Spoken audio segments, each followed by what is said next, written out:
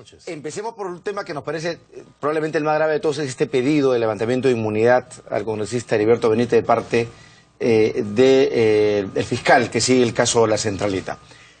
Yo comentaba hace un momento con Juan Carlos Valdivia, un destacado analista, y él consideraba que en este caso en particular, tanto en el caso del señor Nolasco como en el caso de La Centralita, el Ministerio Público aparentaría actuar como una suerte de sobrereacción, porque uno no se explica cómo esto es el cambio de noche al día, ¿no? Hace 3 meses el propio fiscal Peláez, ¿verdad?, les daba así un mea culpa en Chimbote, ¿se acuerdan?, en una audiencia pública, y ahora pues quiere meter a la cárcel a medio mundo.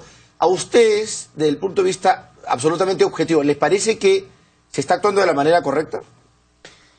Yo en esto tengo que actuar con pies de plomo y tengo que ser muy cauto y no puedo adelantar opinión, porque cuando llegue el pedido de la Fiscalía a través de la Corte Suprema al presidente del Congreso, lo primero que tiene que hacer el presidente es ponerlo entre las 24 horas en conocimiento de la Comisión de Levantamiento de Fuero Parlamentario. Y yo soy uno de los 5 integrantes de esa comisión. Okay. En consecuencia, yo estoy prohibido de adelantar opinión. Puedo hablar generalidades, puedo hablar sobre el procedimiento, pero yo no puedo adelantar opinión en torno a este tema. Entonces, solamente para que el congresista Lejano pueda hacerlo, pero digamos, la pregunta sería, ¿es relativamente sencillo levantar un fuero a un congresista? ¿De qué depende en términos de la costumbre, de lo habitual? O sea, tiene que acompañarse, imagino, algún tipo de prueba material con el suficiente grado de contundencia como para que lleve a esa decisión. Me imagino, ¿no? Para no hablar ni de Crisólogo ni de Benítez en particular, ¿no? El tema aparentemente sencillo, la práctica no lo ha convertido en tal. El procedimiento está regulado por el artículo 16 del reglamento del Congreso y ahí estipula que una comisión especial de levantamiento de fuero de la Corte Suprema prepara el expediente, lo remite al Congreso y el presidente entre las 24 horas lo pone en conocimiento de la comisión de congresistas encargado de esta materia. Lo que sin adelantar opinión esa comisión tiene que hacer es verificar fundamentalmente que los documentos, los recaudos con que presentan el expediente estén completos, comprende investigaciones policiales, fiscales y judiciales, y que no haya un sesgo, una política de persecución política, o por cuestión de sexo o por cuestión de raza. ¿La versión de un colaborador eficaz sería más que suficiente para pedir el levantamiento del fuero de un congresista? Tendría que ver el expediente. Quiero hacer una precisión, si me permites, Mario, sí, y un comentario adicional. La precisión a lo que acaba de decir Johnny Lescano es en el sentido que el parlamentario puede pedir el levantamiento del fuero o puede allanarse al pedido que se ha formulado. Pero lo que tiene que entenderse es que el parlamentario no es el titular de la inmunidad parlamentaria. La inmunidad es una institución que protege al Congreso y el Congreso la extiende a sus integrantes. Podría el parlamentario allanarse, podría decir que me levanten el fuero y la comisión decir no le levantamos el fuero. O sea, en realidad no es que es voluntad absoluta o libre del Congreso, es una decisión colectiva. Es la institución la que se pronuncia sobre... Aprobando o no, exactamente. Pues. Así es la comisión quien emite un dictamen y el pleno quien se pronuncia en definitiva. Así es. Ese es, bueno, tanto que, para hacer la comparación, Javier Berriesta se pasó muchos años tratando de renunciar a su cargo y había toda una discusión si podía o no renunciar al cargo de congresista, ¿no? Esa es otra materia. Esa es otra materia. Claro. Pero digamos, no es una decisión que le compete exclusivamente al fuero del congresista. Sino a un pronunciamiento del Parlamento. Pero el comentario adicional que quería hacer es que el caso Ancash es un caso enigmático que nos demuestra cómo el sistema en su integridad ha fracasado. Ha fracasado el Ministerio Público, ha fracasado el Poder Judicial, ha fracasado la policía, han fracasado los grupos de oposición que integran el gobierno regional y que no han fiscalizado. Y habrá que ver quiénes integran esa oposición. Y fracasó el Congreso, Javier, cuando archivaron esta investigación. Hace muy poco la Comisión de Fiscalización, eso es lo que les iba a decir. Se trataba sobre otros delitos y no estos, y ahí hay una confusión. Los delitos sobre los que se archivó versaban sobre otras cosas distintas a las que hoy son materia de la acusación. En consecuencia, también piano con eso, no saltemos a conclusiones. Ya. Pero siguiendo con mi razonamiento, ha fracasado estrepitosamente la Contraloría General de la República, la SUNAT, es decir, todas las entidades y órganos y poderes del Estado que debían haber ejercido control han fracasado.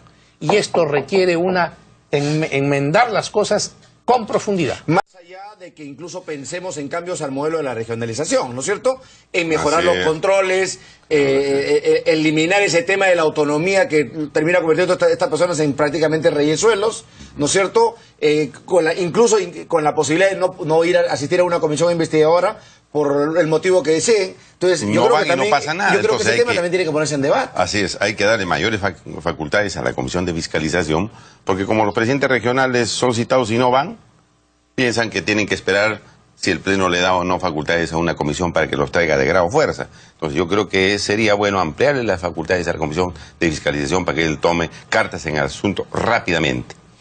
Y la fecha cuando se discutió estos asuntos, que son, obviamente, como dice Javier, otras materias de otros contratos, de otras denuncias, de otras obras, ya se sabía que había crímenes y una serie de cosas en la región Ancash. Y ahí se ha debido reaccionar más rápido. La señorita Nolasco nos ha dicho 10 veces que la denuncia viene desde 5 o 6 años atrás. O sea, no es una cosa reciente. Que la cosa se ha ido recrudeciendo es otro problema. Y que ahí recién se ha actuado. Lo que dice Corita Bedoya es clarísimo. O sea, aquí quienes han debido hacer la parte preventiva y de control han fracasado. No han cumplido su trabajo. ¿No? ¿Por qué? Eso es grave. Por corrupción. Yo me imagino que otros problemas habrán en otras regiones, imagino. Para eso también tenemos que reformar el Parlamento. Así es. Porque el Parlamento hay un problema institucional de fondo investigar y no llegan a nada. Así es. Las comisiones investigadoras no llegan a nada y terminan pronunciándose sobre hechos que ya el Poder Judicial tiene puesta la mano. Son informes tardíos. Y terminan entonces elevando, después de años de investigación, de discusiones interminables, terminan aprobando un informe que llega al Poder Judicial cuando el Poder Judicial ya investigó. Hay que considerar, Mario, lo siguiente. Yo he formado años atrás, he sido integrante de innumerables comisiones investigadoras. Y yo era de oposición en el primer gobierno de Alan García y evidentemente una perita en dulce que me hubiera podido dar protagonismo. Pero yo comprendía que si sobre cada aspecto que se iba avanzando en la investigación, uno salía a la prensa a ponerlo en evidencia, entonces la comisión investigadora no podía avanzar, porque se estaba alertando a los investigados qué cosa es lo que estábamos encontrando y por dónde nos estábamos conduciendo. Entonces, formar parte de una comisión investigadora requiere pues también renunciar muchas veces a ciertas declaraciones, a cierto protagonismo, en aras a que se llegue a profundizar y no entorpecer, no adelantar al investigado cómo van las cosas. Porque en realidad el objetivo que buscamos todos es llegar a la verdad, o acercarnos lo más posible, ¿no es cierto? Me pregunta que un poco desagradece esta denuncia al congresista Grandes, ¿no? Un nuevo congresista que es acusado por recortar sueldos a sus trabajadores. ¿Qué opinión le merece el congresista? Que le caiga todo el peso. Si es exacto, habrá que escuchar su descargo sin duda para llegar a conclusiones. Pero si es exacta esa afirmación, no tiene perdón. Porque siendo ya un congresista que lleva en funciones más de la mitad del periodo, más de 2 años y medio, siendo consciente que otros congresistas ahora y en el anterior régimen han sido sancionados por estos mismos hechos, ¿cómo pueden ser tan estrechos mentales de seguir cometiendo esas faltas que saben que tarde o temprano van a saltar? Y aunque no saltasen, no hay derecho realmente de afectar a la gente. Y a las personas que uno tiene colaborando o trabajando en su despacho, estarles birlando el sueldo que necesitan a los efectos de estar gastándose en campañas políticas en el sitio donde uno representa. Sí se controla y como Johnny bien dice, es hecho por el Congreso. O sea, el congresista escoge sus asesores y su personal de confianza, pero quien los contrata y quien les paga es el Congreso. Y para contratarlos les exige currículum y dependiendo del cargo al que están postulando les exige determinados requisitos. Por ejemplo, para ser asesor se les exige título universitario y posgrados. Entonces no cualquiera puede entrar así nomás. ¿Y cómo termina un portero, un chofer ahí trabajando? Pero son auxiliares, son técnicos. Porque ese es personal auxiliar que tienen baja remuneración y no sé si todavía, porque yo nunca lo he aplicado en mi despacho, pero muchas veces lo que se permitía era, se contrata a una persona que puede tener un sueldo de 4.000 soles.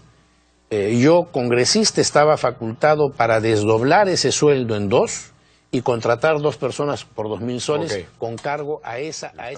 Son casos en los que de oficio la Comisión de Ética actúa. Sí, inmediatamente. Y frente a esta denuncia no me cabe la menor duda que de inmediato van a intervenir. Por la gravedad, ¿no? Sí.